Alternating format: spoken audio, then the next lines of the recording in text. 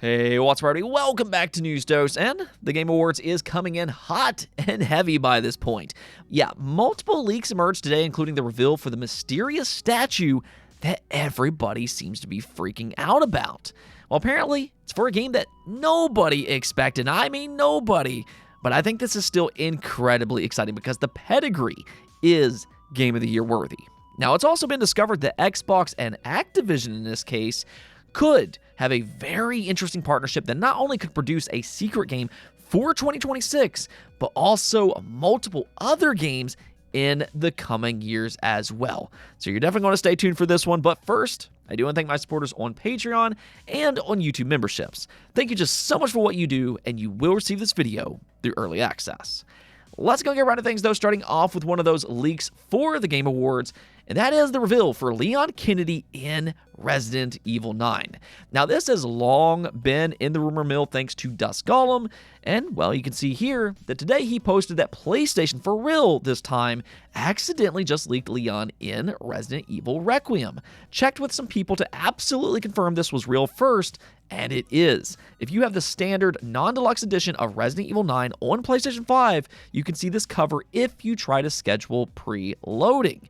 And as you can see from the image, it does include a much older version of Leon in the background. And, I mean, he's not only a fan favorite character, but I think this also kind of reveals Capcom's plan for Resident Evil 9. You know, Capcom has always been a little bit back and forth about whether they prefer the more action-driven Resident Evil games or if they instead want to fully lean into its horror elements. And as Capcom said in a previous interview, with Leon's expertise, he's kind of difficult to make a horror game that completely focuses on him. So the idea of having a completely new character being Grace, plus, in addition, Leon as a secondary playable character, that kind of allows them to dive into both elements in one single game. I mean, when we play as Grace Ashcroft, it'll be a fully horror experience, whereas Leon will break up some of the tension with his own sections that will be more action-driven.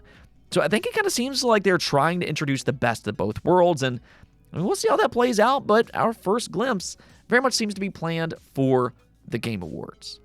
Now, it also seems like the highly rumored Assassin's Creed Black Flag remake will get its official announcement relatively soon.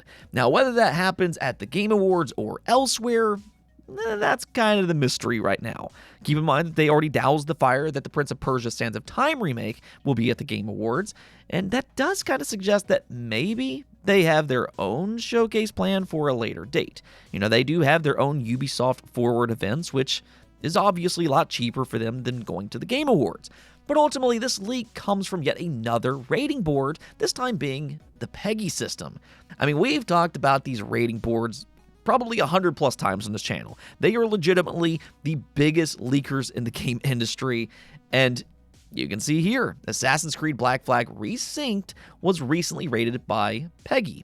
So, there you go. I know a lot of people really enjoyed the original title, and now let's just kind of hope that the remake lives up to those lofty expectations. Oh, and Skyrim is back at it yet again with another platform release because why not? For the rest of time, Skyrim will be available for every future console ever made, and yes, that includes the Nintendo Switch 2. Bethesda just shadow dropped the definitive edition for Nintendo's latest console, and, you know, I joke and everything, but I think this is actually mostly good news. You know, Skyrim is still a great game all of these years, and, well, I think the new definitive edition does look much better than the Switch 1 version, though I've also heard that it's still not 60 FPS. So if that part is true, then that is a little bit disappointing. But at the same time, if you already own the Anniversary Edition for the Switch 1, then you will receive a free upgrade. So that's pretty nice. But however, if you only have the base edition, you'll still have to pay $20 for its upgrade, which admittedly is a little bit pricey. For that matter, it's $60 brand new, which is definitely, in my opinion, way too much for a game as old as Skyrim is. So that's kind of the thing about this announcement, because it seems like there's some good news, but it also could have still been much better. All right, now speaking of Bethesda, let's just go and talk about Xbox and Activision in this case. I mean, Xbox, you know, they have 3 different publishing arms by this point, which is kind of crazy to think about, but it seems like they have a secret game that's owned by Activision that's planned for 2026 and maybe even potentially more beyond that, depending on how Xbox approaches this specific partnership. Now, in this case, I am talking about Toys for Bob. It's been discovered that Toys for Bob has partnered up with Double Black Capital, which is a bank investment and growth advisory firm. Now, as far as I'm aware, this was discovered by Canadian guy A, so big shout out to him. But ultimately, in their partnership together, they said, and I quote, "Newly independent, we are excited to help fuel the company's mission to become the leading partner to established franchises globally." Now, it's heavily rumored that they are currently working on Spyro the Dragon 4. We've been hearing that for a very, very long time, not only because they partnered up with Xbox to work on one of their established IP, Xbox does now own the Spyro franchise, but also because Toys for Bob has teased what seems to be a new Spyro through interviews, their mission statement, or even with their logo, which resembles the collar of Spyro the Dragon. Now, interestingly, a new Crash Bandicoot image surfaced online today, and it oddly has 2026 licensing on it. People are kind of freaking out about this, and I'll include it on screen, but I'm not going to look too much into this for the time being, just because I still need more information. However, rumor has it the Toys for Bob could release Spyro 4 next year with a potential announcement in the nearest future. For the time being, though, what this partnership really tells us is their plans goes even beyond their next game. Now, maybe that's where a new Crash Bandicoot will come into play, but again, their partnership reads, the company's mission is to become the leading partner to established franchises globally. Franchises, as in plural, is the key word. That implies that they are looking to bring back multiple established franchises, which, we know for a fact that they have interest in other Xbox-related IP.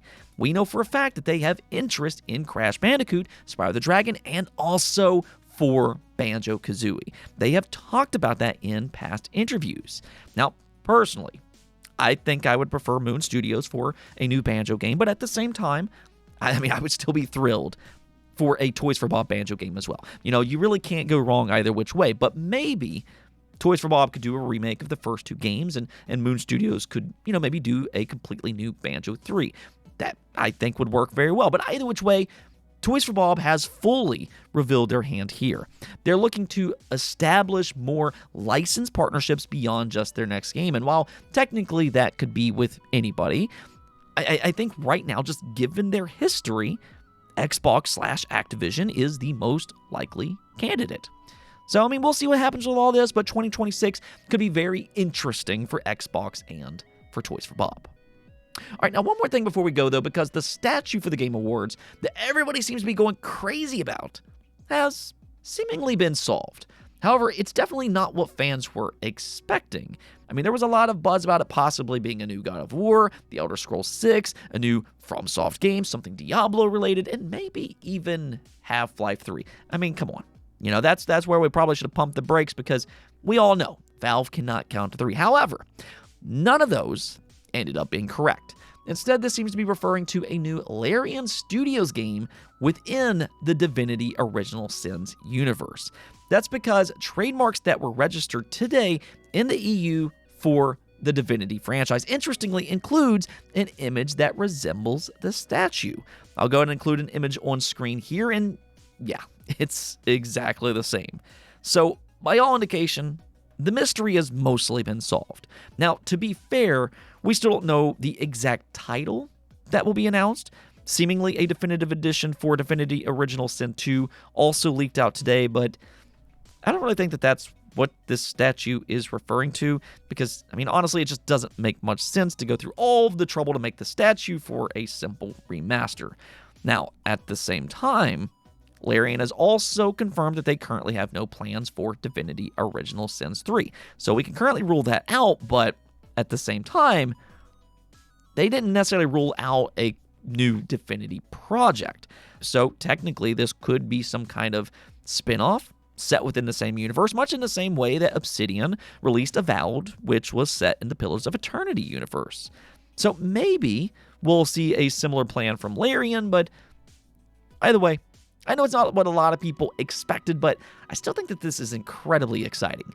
I mean, Baldur's Gate 3 shocked the gaming world a few years back. It was an easy Game of the Year candidate, it was a massive success, and a lot of people still consider it an all-time great RPG. So whatever Larian does next is going to draw a lot of attention online. And that's why I think this statue isn't necessarily overhyping it. I think Larian Studios has kind of deserved that type of marketing attention. If you're interested to see what they're cooking up, though, I mean, it looks like it will be at this year's Game Awards. Anyways, though, that's going to be it for this episode, but until next time, make sure to subscribe, ring that bell, and peace out.